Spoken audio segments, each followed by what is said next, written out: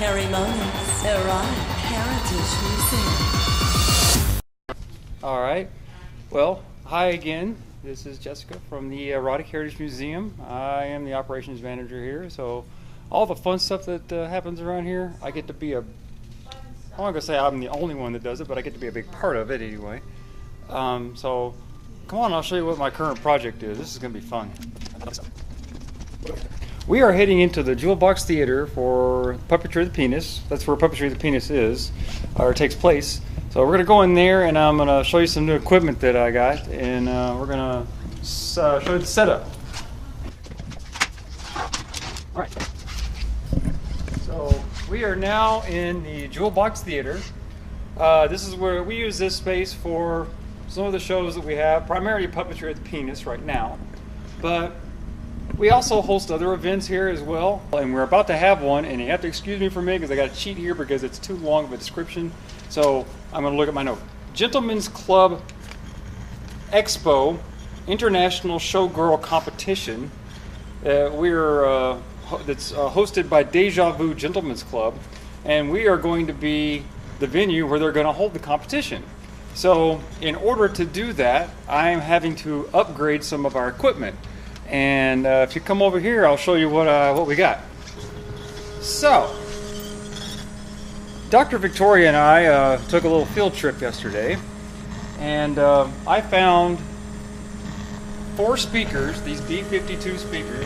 This is a subwoofer and some mid-range speakers for $350. So it seemed like a pretty good deal. I took my system, which this little setup right here is mine, and I took this with me so that I could test out the speakers while I was there on site, just make sure they worked, and they sounded good. And I'm sure the neighbors probably didn't appreciate that very much, but I did thump them pretty good.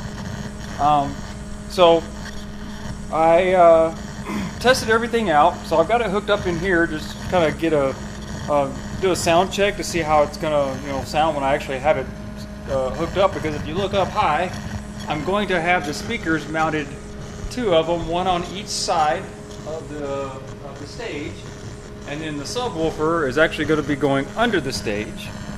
And I'm going to get an amp that'll actually drive all of this and make it sound freaking awesome. But it sounds pretty cool like it is now. So if you give me a second, I'll play one of my favorite bands, and you get to hear what it sounds like. So this is one of my favorite bands.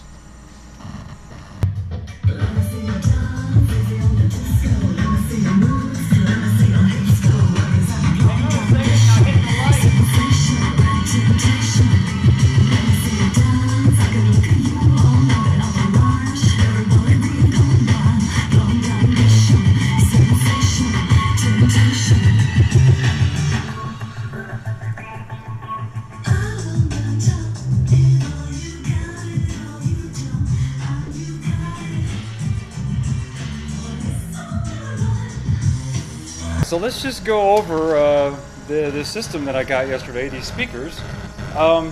These are BW15s, these speakers here. I got 3 of these. BW15s, 300 watt speakers at 8 ohms. And they sound pretty good.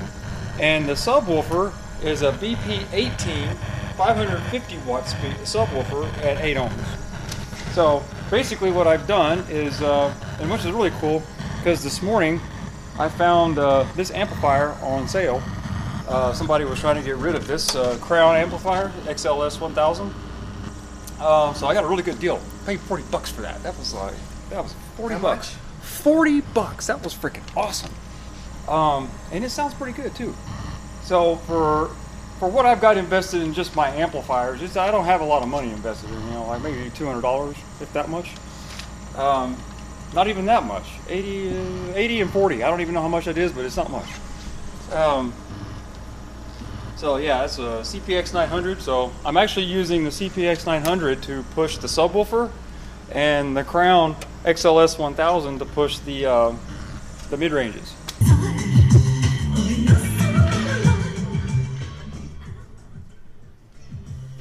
Freaking love that band. They're freaking awesome. So yeah. And they're friends of mine too.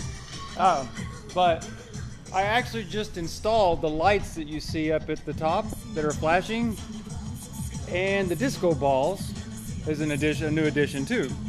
So I wanted to make it a little more showy, a little more Vegas-y. So I spent a whole week doing that. Believe me, up on a 20-foot ladder. Wasn't a lot of fun. And I'm not afraid of heights, but I was afraid of falling. And believe me, that's a long trip down. But yeah, between setting up the lights and the disco balls and actually getting this system installed, it's going to be so freaking cool in here. And that's the whole point. I just want this to be an awesome space for people to come and enjoy the shows and stuff that we have here. So that's the reason that we're investing a little bit of money in it.